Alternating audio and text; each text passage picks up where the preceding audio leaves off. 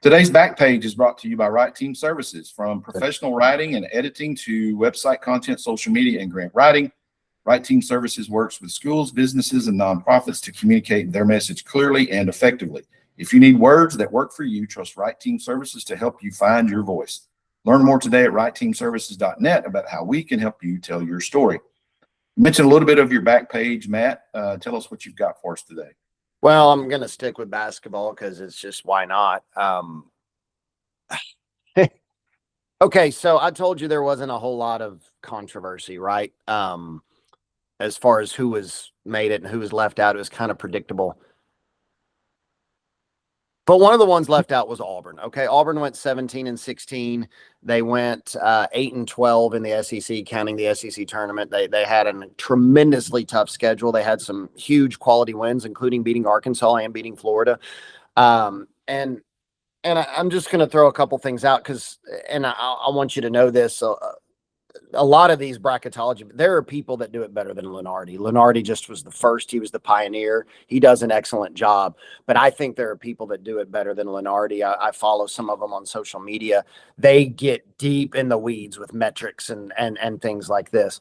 Auburn's the first team ever to miss the field with every metric that they analyze at better than ranked number 46. First time that a team has had every metric ranked better than number 46. And I'm talking about they go into offensive efficiency, defensive efficiency. I'm not going to get into all this, but of all the metrics that these bracketology guys look at, Auburn's the first team ever to miss with a metric as high as 46 or better in every category. They're the first power conference school to ever miss the field that had a resume average of what they had, better than number 45 in the nation.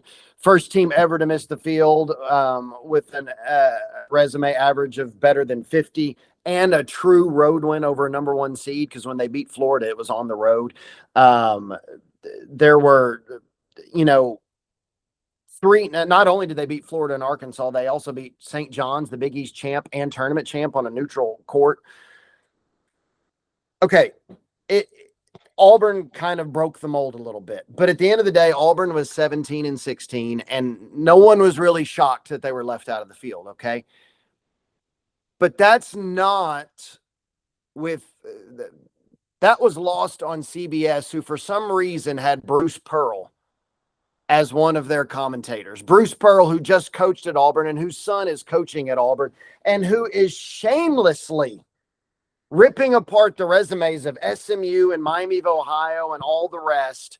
Look, you can't do this, CBS. You cannot bring on a guy whose son is coaching one of the bubble teams and expect any sort of unbiased opinions to come from him. And it was funny because you had on Saturday a team like UMBC who qualified. And I don't know if you saw this, their UMBC Athletics Twitter handle posted, the best part about the auto bid is we don't need a relative getting on CBS pushing for us to make the tournament. Like, people are ripping CBS and Bruce Pearl for this. Like, look, you can't. I know Bruce Pearl is an informed. He's a great coach. He's made Final Fours with Auburn. He's had a great run at Tennessee and Wisconsin, Milwaukee.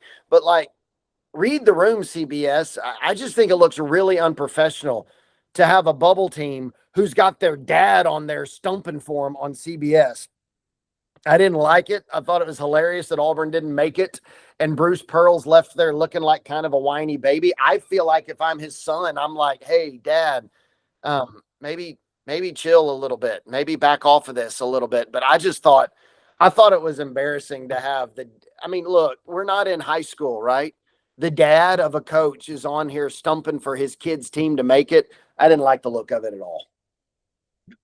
Do you think part of that was because he did take them to the Final Four last year, right? A little bit of his legacy is gone within about a year or so because of the season they had this year. And his son was sitting in the seat. I mean, he had so many different you have to be more professional than that. And I'm just going to tell you, several years ago, I quit watching pregame shows and analyst type shows for that. Other than College Game Day, which I'll watch occasionally, depending on where they're from, right, and the games that are coming up in the fall. But but I don't watch, college basketball studio shows or NFL studio shows because I can, I feel like I'm just as good as Terry Bradshaw behind a mic, maybe, but I'm not Terry Bradshaw, obviously, right? Right. Just don't tell me a whole lot about what I'm needing from a game. And so several years ago, I was just like, I got better things to do with my time getting ready for a ball game or a tournament or whatever than listen to these guys just rattle on about stuff. Yeah. But when you have somebody on like that, you've probably crossed the line. I agree with you on that. He either needs to cease and desist or get off the set. I mean, let's put it in terms that is kind of in your wheelhouse. Let's just say next year there's a decent chance that Arch Manning gets invited to New York, right? For the Heisman. So we're doing a whole pre-show for the Heisman, and our guests are Archie Manning and Peyton and Eli. Like, come on, we can't do that. Like it is just silly to me. Really, I don't blame Bruce Pearl as a father. I don't blame Bruce Pearl as much as I do the network. Yeah, put him in that situation. Exactly. And unless you want the ratings that come with it, I guess. I mean, folks probably watched it just to see what he would say. And they got their wish. But yeah, I don't necessarily blame him for that. I think he went over the line, especially with his antics at the actual game. As though he were still coaching. But yeah, I agree with you on that 100%. The only other thing I'll say on the back page, this isn't really back page, it's just breaking news that you've probably seen it as well. I don't know what the story is for the Chiefs as far as Mahomes and his injury, but Justin Fields just signed with the Chiefs. And so that literally just happened while we were on the podcast. So felt it was worth noting because I feel like Mahomes is probably out for a while. I was wondering what they were going to do at quarterback, and I don't know, maybe that's what they're doing, but we'll throw in a little that knee pretty late in the year. I mean, it would be a Herculean task for him to be back. I would say probably in September. I mean, who knows with ACLs now, but that doesn't really surprise me. That kind of sounds like one of those quarterback rehab things. You just go and you be a backup for a year and see what you can learn from Andy Reid and Pat Mahomes and then maybe try to resurrect your career from here on out. I did see that the Jets before they released him were saying they wanted to trade him, but it would cost a number 1 pick. Yikes! Yeah, good luck with that. But yeah, doesn't really surprise me that he's doing that. That's probably best for him in his career, to be honest. Yeah, I would think so too.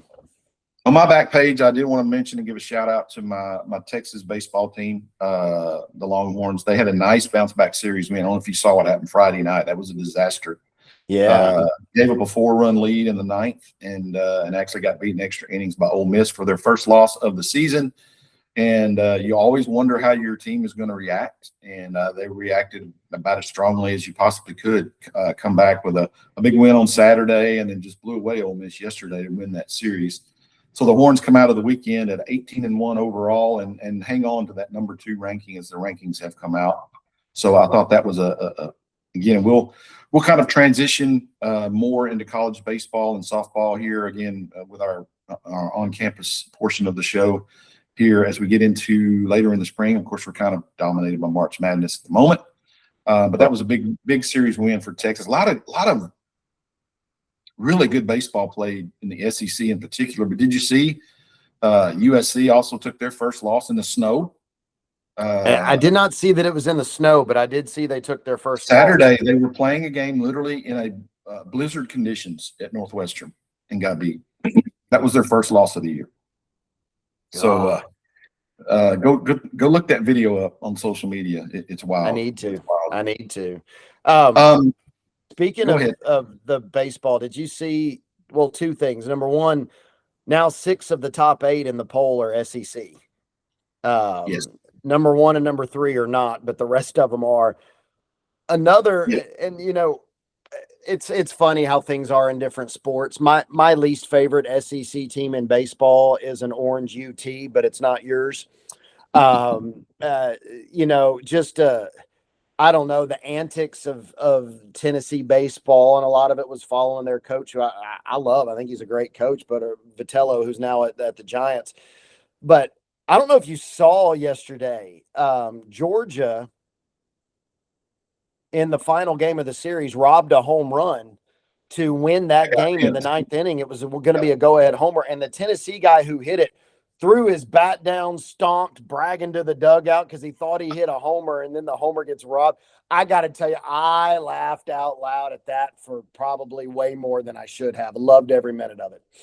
Football equivalent of that is taunting the defender who's 10 yards behind you as you cross the goal line, and then you drop the football at the one. Yeah, exactly.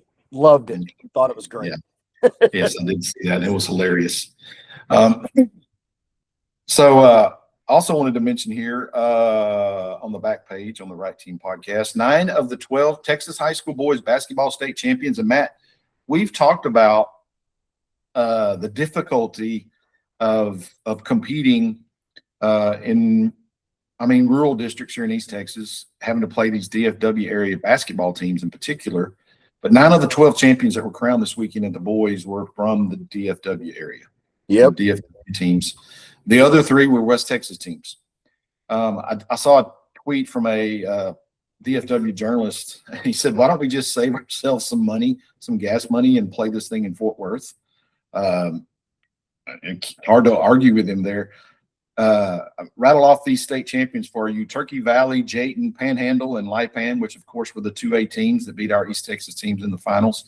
Then you go Dallas Madison, Paradise, Dallas Kimball, Dallas Carter, Frisco Heritage, Mansfield, Summit, North Crowley, Little Elm. Basically, all of the upper level UIL boys champions are from the Dallas area. Yeah. Wild to me. But you were right on point with that in your analysis earlier in the year of the challenges of playing by district and area rounds against those teams. They've just got a basketball wall over there in DFW right now. They really do.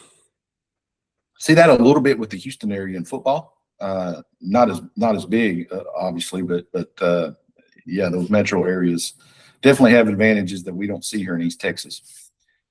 And then the final thing, little note here I just saw that was interesting to me, the curse of being preseason number 1 in college baseball. Of course, we mentioned the struggles of Tennessee and some other teams that have, been primarily in the upper echelon of the polls here recently in college baseball.